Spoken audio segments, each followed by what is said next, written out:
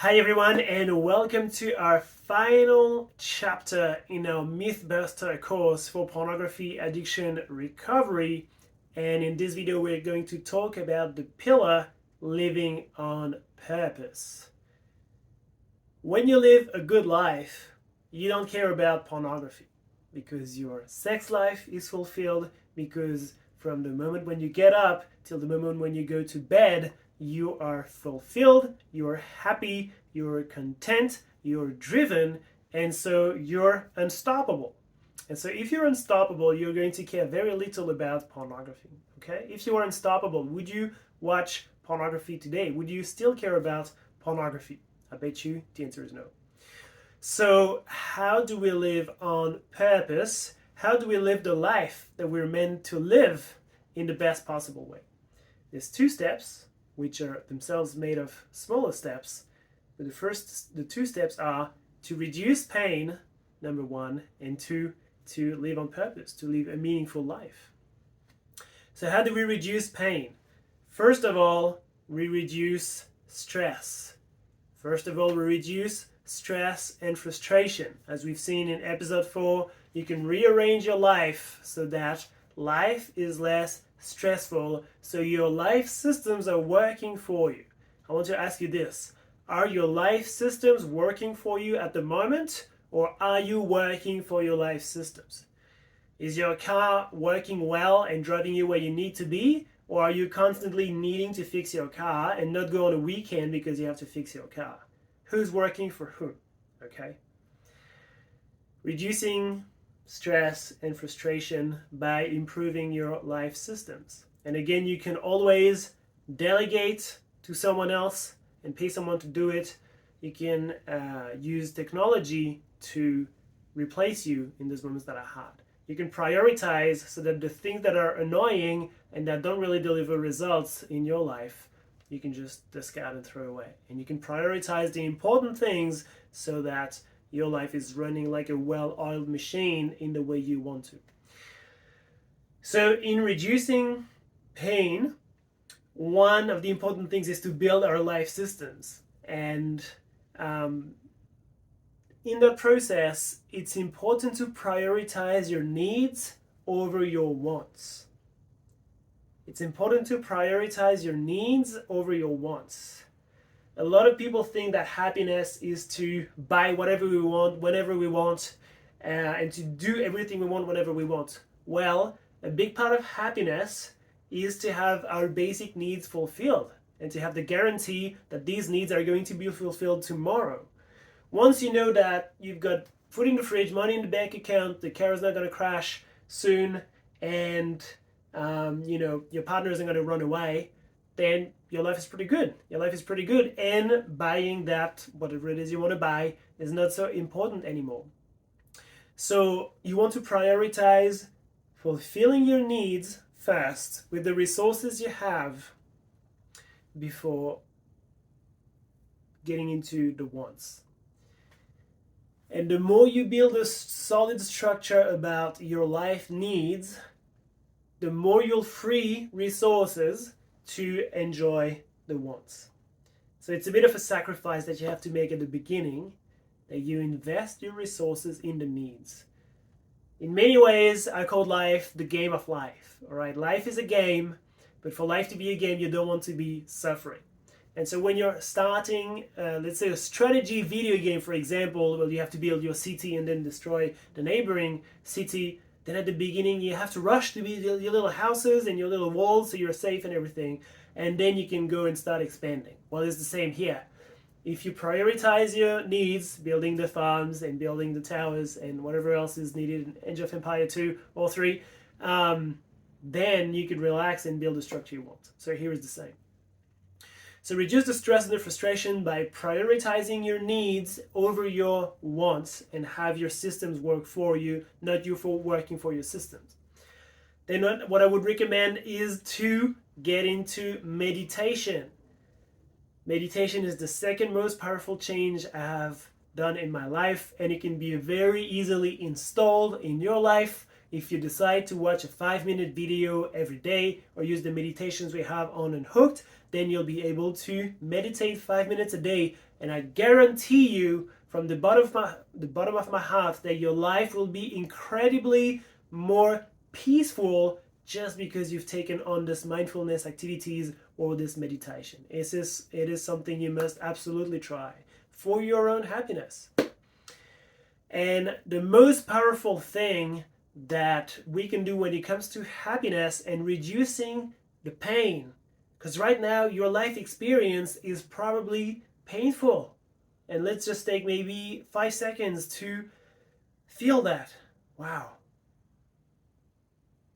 Life can be painful. For some of you, most of what you would have experienced in your life is pain. And we want to see that and we want to acknowledge that. And it doesn't need to be that. Life does not need to be pain. And so the best way to alleviate pain, most so emotional pain, cognitive pain, social pain, maybe physical pain as well, is reprocessing our emotional wounds. Right now, you're driving a car. I'm making a lot of car metaphors right now. That's okay. It's an electric car. You're driving a car that has not been revised since you were born. Nothing has been fixed in this car since you were born. Imagine you've been driving the same car for 20 years, 30 years, 50 years, 60 years. Nothing has been changed because you've never looked under the bonnet and see what are the pieces that weren't working well. And in this analogy, the pieces that are not working well are the traumatic memories that you've gone through and that need to be reprocessed. Okay, so the most powerful thing you can do to be happy in your life and be able to take leadership and agency in your life is to reprocess your emotional wounds. And they are unconscious, so we don't know they're there until we repeat the same pattern over and over again and we realize, there's something there that I keep doing. Maybe I should look into that. If you're driving your car and at every time you drop the steering wheel, your car is going very strongly to the left, then you're thinking, maybe I should look into that. That's the pattern. And the reason is actually that your left tire needs a change, which I have to see my mechanics for tomorrow. Then the step after that, well, first, after you've done all that, then you're free from pain. You can live a life that's relatively free from pain. I haven't had a bad day for the past 4 years, I think. And part of this is because I'm lucky. Big part of this is because I did the work to create those circumstances around me. The worst day that I had was when I locked myself out of my flat in Argentina and I didn't speak Spanish and no one could help me and I was 20 minutes outdoors without any help. That was the worst day of my past 4 years. That's manageable. So everybody can reach that level of living pain-free. And if there's something I want to create in the world, and if there's a change I can bring in my life as a human into this world, is to share that belief that we can live without pain and that we can live fulfilling lives. We don't have to go through the routine that's been imposed by 50 years of postmodernism. We can live without pain. Once we can live without pain, it's time to set some goals. Once you live without pain, there's only so much Netflix you can watch before you get bored. And conversely, once you can live without pain, you'll see the world around you and you'll see a lot of people in pain. And you'll be wondering, what can I do to make this world a little bit better? So, when I was in my 20s, I had not worked on these emotional wounds, and I tended to take a lot of risks as a way to feel alive, and had quite a few near-death experiences, and I was taking, especially in extreme sports and adventuring and traveling, I took a lot of risks and nearly didn't make it quite a few times. And one day I realized what's exciting about this is that I'm putting myself into a really difficult situation so that I have to work my way up to normality, and this is where I have to shine. This is where I have to be excellent, because if I don't get out of this accident, trouble situation that I'm in, there's a big risk there. So I need to bring myself to normality. to my routine everyday life. And in this, I was in the flow. In this, I was so driven, and I was so efficient, and I was so strategic, and dare I say intelligent. And so I was really enjoying those highs. So unconsciously, I put myself into really bad situations so that I'd get to enjoy the fun. And it was really fun to an extent, but also very dangerous, of bringing myself back to getting out of that situation. And then one day, around when I turned 30 years old, I said, well, what if I stop putting myself in trouble and taking a lot of risks and involving other people in these risks with me, and live the good life and the pain-free life, and set really hard goals for myself and enjoy that high? And I did, and that was the time when I created my first company, which completely failed at the time. So all this is to say that you can put your resources to the purpose of something around you, and once you live a pain-free life, you will want to look around you and help the people that are around you. So how can you do that? There's 4 questions I want to ask you here before we wrap up this final pillar in this Mythbuster course. And the reason why I'm asking you these 4 questions is to kind of build this idea of what the Japanese call an ikigai, okay, which is our version of maybe what's called a life purpose. So I'm not saying that there is a life purpose for everybody that can be written in 5 words, but certainly, and I want to say that, with your unique personality, with your unique set of skills, with your unique passions, with your unique life experience, there are some things that you can do that can change the world, and that will be so pleasant and rewarding for you and the people around you, and that only you can do. That only you can do because you have the skills, personality, because of your life experience.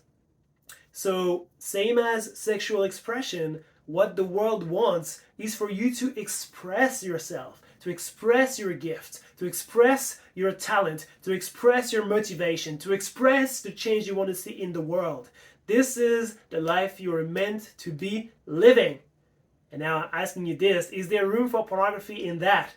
The answer is probably no. The answer is probably when you're hitting that spot of living on purpose, you probably don't care about pornography anymore. So these are the 4 questions about the ikigai, and I invite you to grab maybe a paper, put this on pause if you need, grab a pen.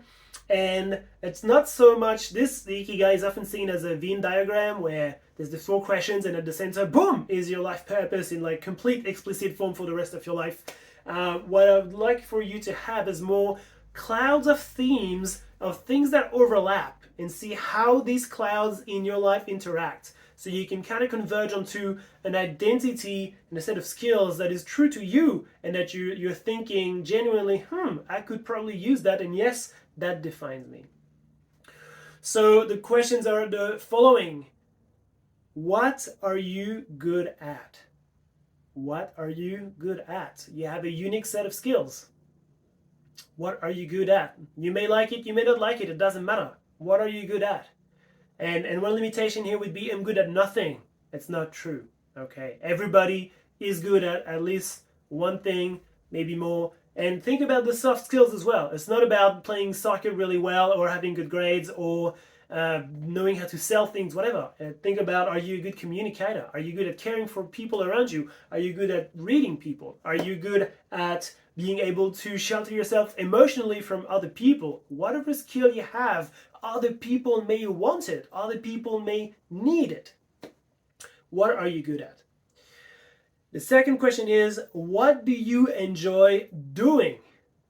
What do you enjoy doing? And again, think about, everything, your hobbies, your work, situations in everyday life that you enjoy. It's not about just finding out one thing. It's about creating clouds of themes that kind of work together. What do you enjoy doing?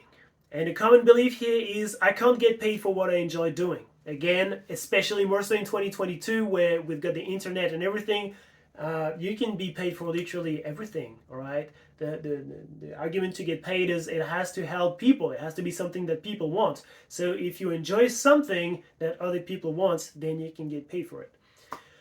Which brings us to the third question, which is what can you be paid for?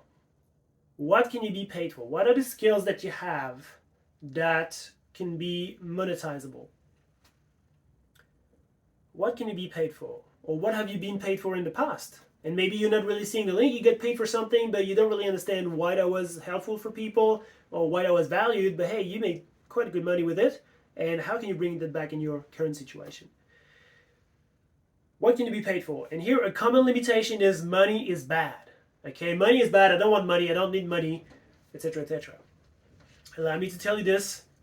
If you've decided to live in the 21st century in a community or in a city, because humans are a social animal that need to live in a city, then there's three things probably that you need to invest in the most that not many people tell you about. The first one is personal development. You'll never invest enough in your personal development, and you're doing that right now. So congratulations, that's awesome. Personal development.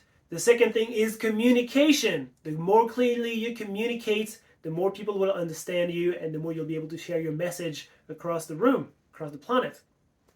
And the last one is income generation. All right. Life with money with life with money is more comfortable, and a lot of people currently are living in a state where every day they're making ends meet. They're not sure they can live comfortably. So if you focus and you work on your income generation strategy, your life will be a lot more comfortable, and that will work positively towards your recovery as well. All right. And the first question I want to ask you, and it's possibly the most important question, is what does the world need? What does the world need?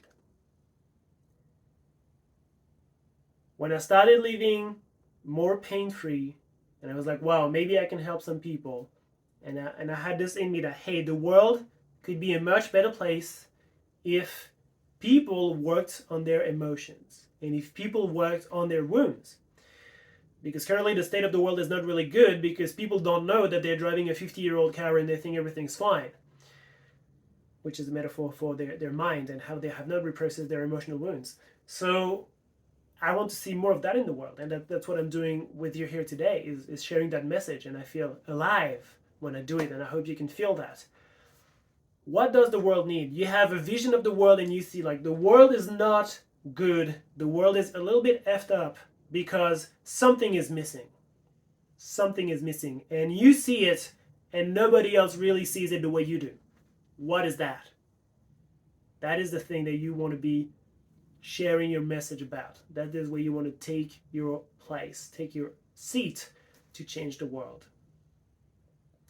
All right, you've got your 4 questions. So again, I'll invite you to take a few seconds, maybe a few minutes, to rearrange these elements onto your sheet, or maybe link them together when there are themes in common that are matching, that arrange each other. And please do not try to conform that to the state of your life right now, because it's possible that it doesn't conform at all. But try to make an idea of, like, what is the unique set of skills, personality, things you have. And once you feel that you've got these defining elements about who you are and what you want to do and how you can help and contribute to the world, then you will have a sense of, hey, maybe I can set myself this big goal. And I want to finish on that, right? You'll live on purpose, and you'll be extremely driven and efficient when the goals you set are way bigger than yourself. When the goals that you set to yourself are so big that they seem impossible. When I was in my 20s and I put myself into this situation, sometimes I thought I'm going to die. Like, there's no way I'm going to get out of that. And yet I found solutions, and I found the resources within me to fix that.